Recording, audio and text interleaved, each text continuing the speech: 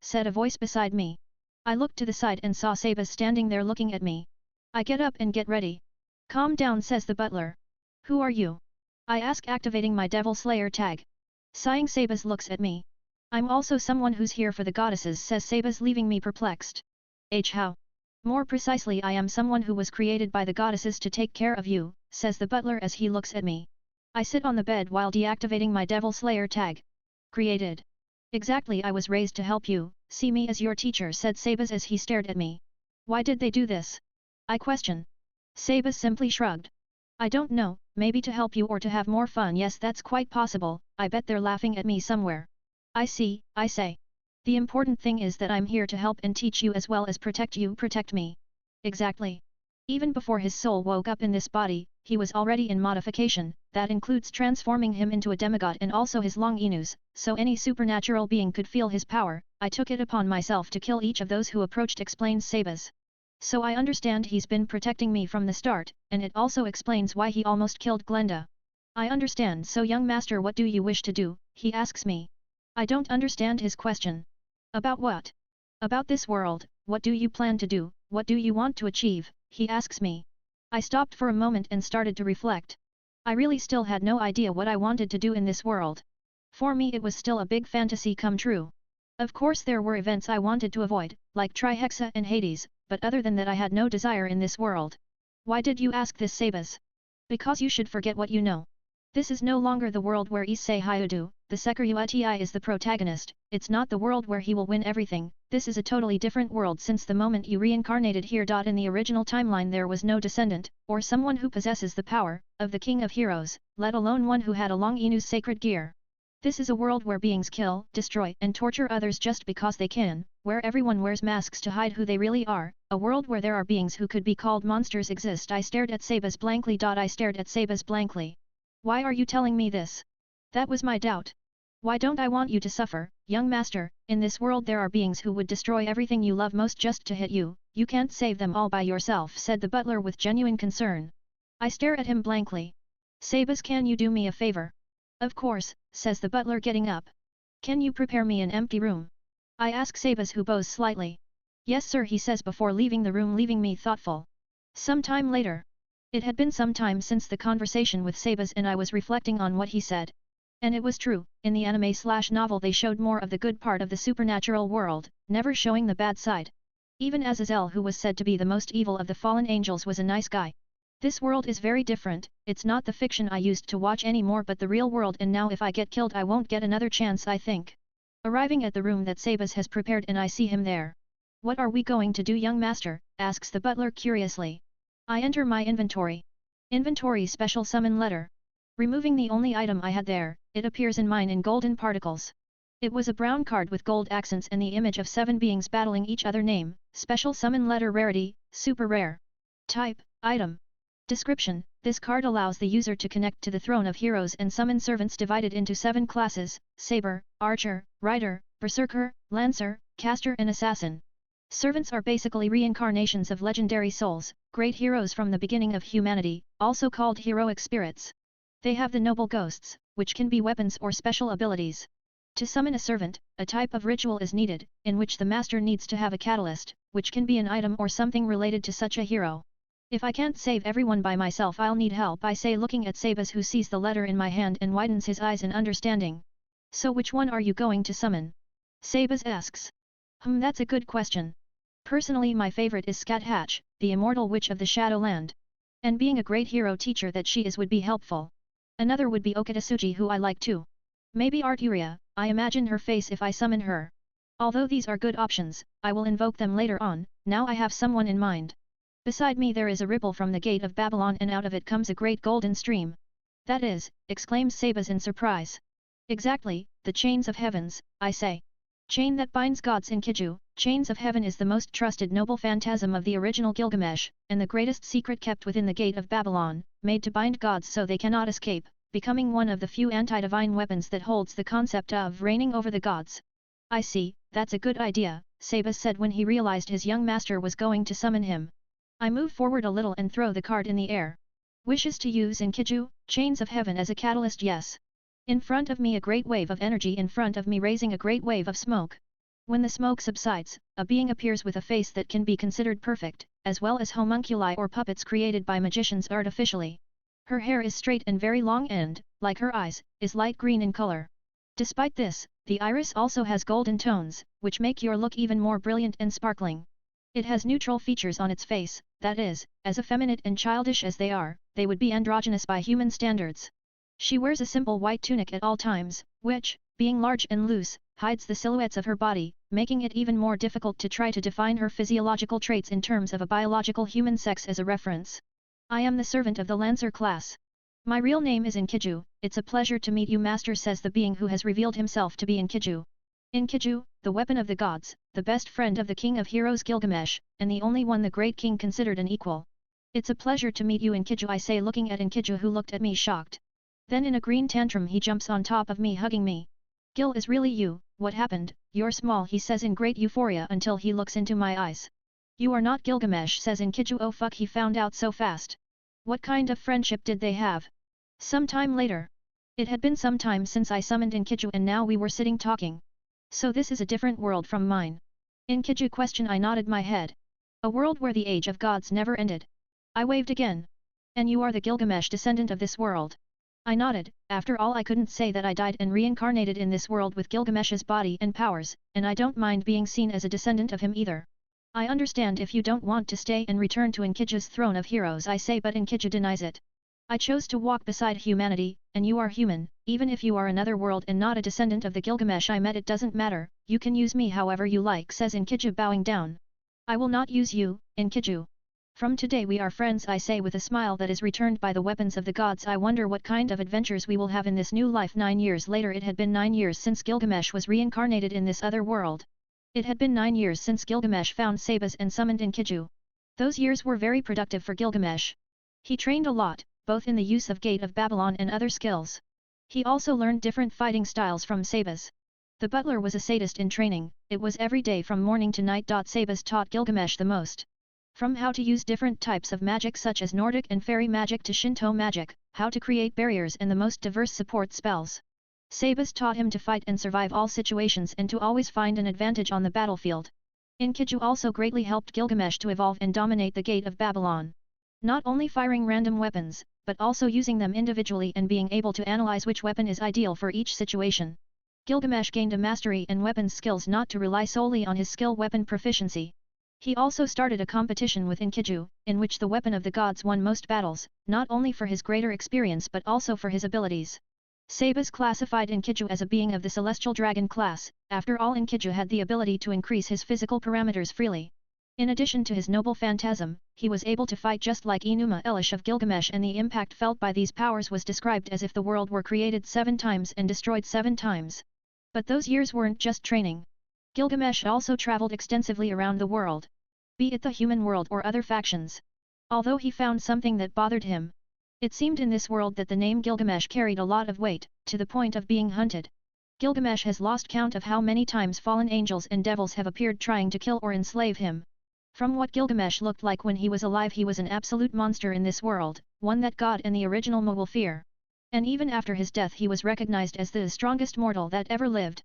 Just like the Gate of Babylon, he was highly coveted by many beings including gods. Gilgamesh was sure this had the hand of the goddesses. Gilgamesh also discovered how the levels were more or less separate in this world. Level 1 through 5 were usually humans. But of course there were exceptions like Vasco Strata and Cao. It would be fair to say that this was the level of humans who had no knowledge of the supernatural world. Level 5 to 15 were usually the low-class beings. From the 15th to the 25th level, they were the ones that represented the middle class. Already from levels 25 to 50 were the high-class beings. From levels 50 to 70 were the ultimate class. From levels 70 to 90 were the Mu class beings. Already from levels 90 to 100 were God class beings. It still climbed further, like for example Sraorg, who was said to have passed level 100.